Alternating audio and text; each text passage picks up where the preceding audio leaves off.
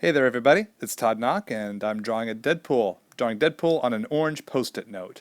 And so this video is sped up to about 2 times the normal speed, and so it'll be a quick one. So a nice thing about drawing Deadpool here is that he has a full face mask, so you don't have to worry too much about nose and mouth and things like that. Just where do the eyes go, but trying to capture some sort of personality is a bit of a challenge, but the nice thing about a crazy character like Deadpool is that a lot of it comes with the body language and also the expression in his eyes. And as always, I have tons of questions you have posted on the different social networks, so I'm going to tackle a few of those. So let's take a look at our first question. So G. Masam, right here from YouTube, posted this question.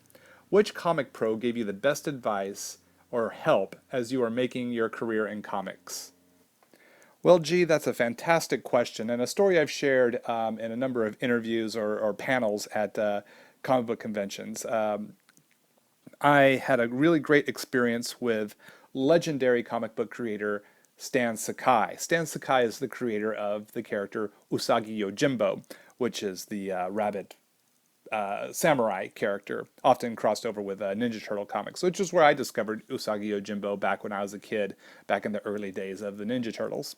So back in those early days when I was in high school and into early art school, I wanted to be a funny animal comic book artist. I wanted to draw stuff like Usagi Yojimbo and the Ninja Turtles. And so I was excited to get a chance to go to the Dallas Con when Stan Sakai was going to be a guest there, getting to meet this legendary funny animal comic book artist. So I get a chance to meet him, show him my portfolio. He's very kind to take a look at my portfolio. And he flips through and he sees all my different funny animal stuff. And afterwards, he closes my portfolio and hands it back to me and says, you've got great stuff here, but something you want to keep in mind is that the funny animal comics is a very small niche genre in the comic book industry. So that means there's going to be a lot fewer job opportunities for you. He said you might want to consider traditional superhero type stuff, since that's a majority of the comics in the comic book industry. That'll give you more opportunities at actually scoring a job in such a competitive field. So I took his advice to heart, and later that day when I was back home, I was thinking about what Stan had said, and something really struck me in that moment. It was at that time that I realized why I was so focused on wanting to draw funny animal comics, and that was because I found drawing human faces too difficult. Drawing eyes, nose, ears, jaw lines, all that was just too challenging, and I couldn't make it work right. So it's easier to draw a human type figure but put an animal head on it, whether it be a rabbit or a lion or a wolf or whatever type of character, animal I wanted to create. No one could tell me I was really doing it wrong, as opposed to drawing a human face, and if it didn't look right, it was much easier for that to be criticized. And I was afraid of that. I didn't want to meet that challenge. I didn't want to address that challenge, so I was avoiding that challenge.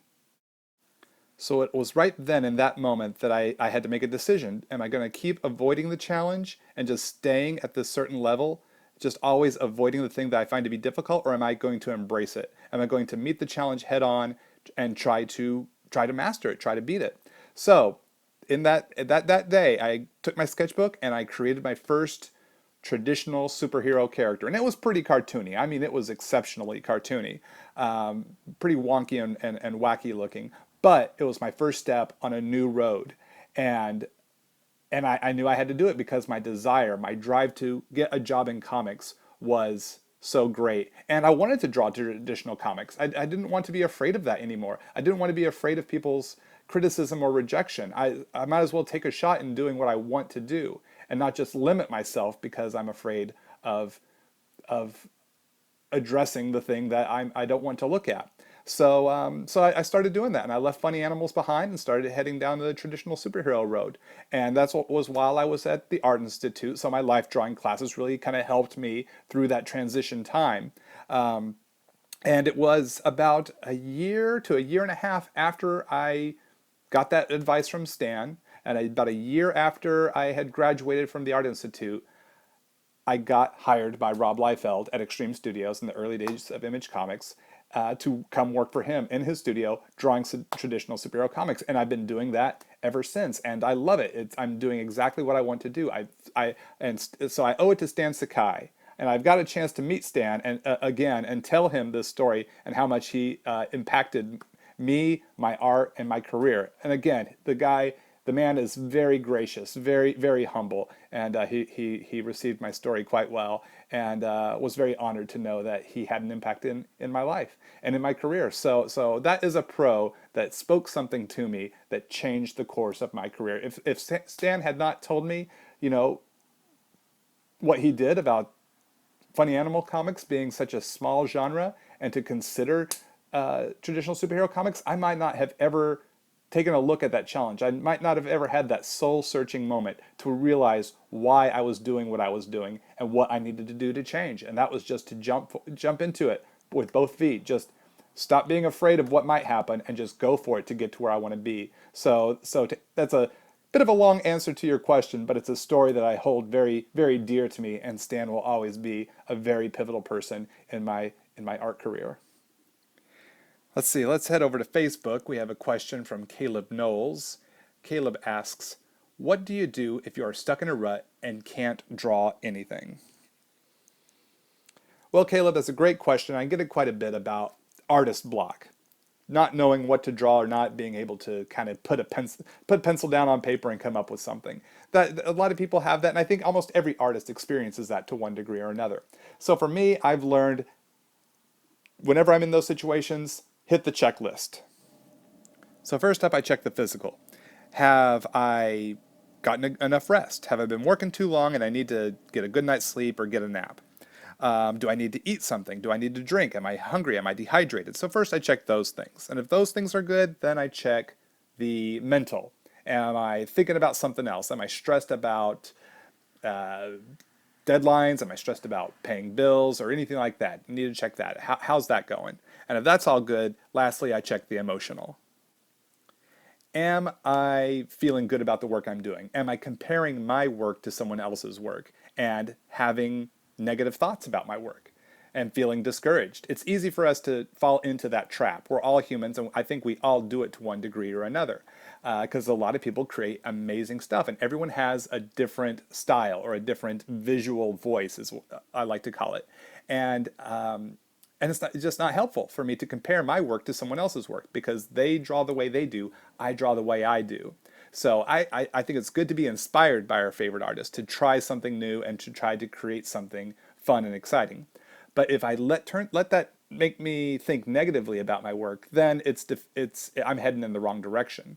So I've got to change my attitude and remember, don't compare my work to someone else's work, but to compare my work to the thing I drew yesterday. Am I doing better than I did yesterday? Compare my work to my own work and be inspired by other people's work, because we all have our own journey that we're on in our art. We're all learning different things at different speeds, different paces, from different resources and opportunities.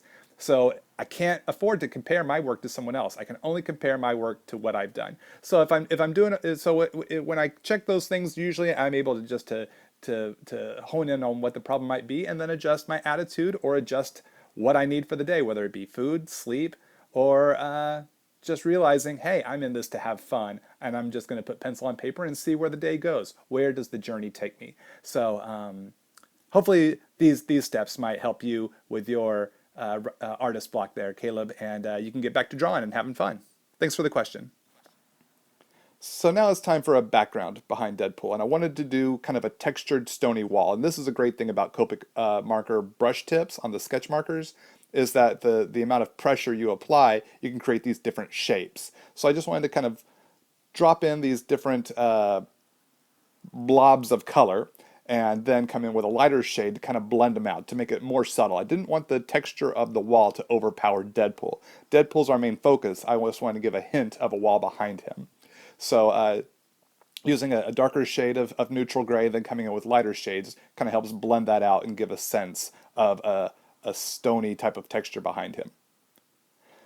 Now, to keep it fun here, I decided to add bullet holes behind him. It's a little extra added detail that really just kind of gives the eye more to play with. And drawing bullet holes are a lot of fun. Starting off at the center of where the bullet entered the wall is where I'm going to put a darker kind of circle, and used varying line weights to convey the depth of this hole. It doesn't have to be a super deep sort of hole in the wall. I just use slightly darker lines towards the center of the hole, and then as the cracks spiderweb out, those get thinner and thinner as the energy of the cracks starts to dissipate as it goes through the wall. So thicker towards the center, thicker lines towards the center, thinner lines towards the outer part of the bullet hole.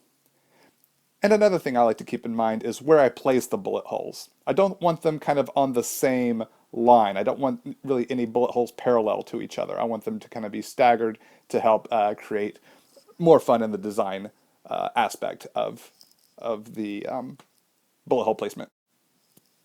And let's see, as I'm wrapping up this illustration here, I have one more detail to add. You see it in pretty much every single Post-it note sketch I do.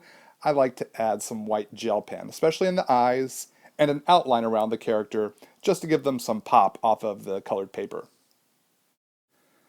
So as I finish putting in these last few details, I want to say thank you for tuning in, and thank you for subscribing to my channel. If you haven't subscribed to my channel yet, feel free to click the subscribe button so you don't miss out on future art videos. Please do share my videos with your friends, and if you like what you see, please leave a comment below and a thumbs up. I really appreciate that. So thank you for all your support, and I hope y'all have been having fun with these videos. I got more to come, and some more 3-parters are on the way. If you want to see a scan of this sketch, feel free to check out the link below in the video description below. I have a link to the Art of Todd Nauck Facebook page that takes you right to this illustration. You can see it in its entirety. So thanks so much, and I'll see you again real soon. Keep on drawing and keep having fun.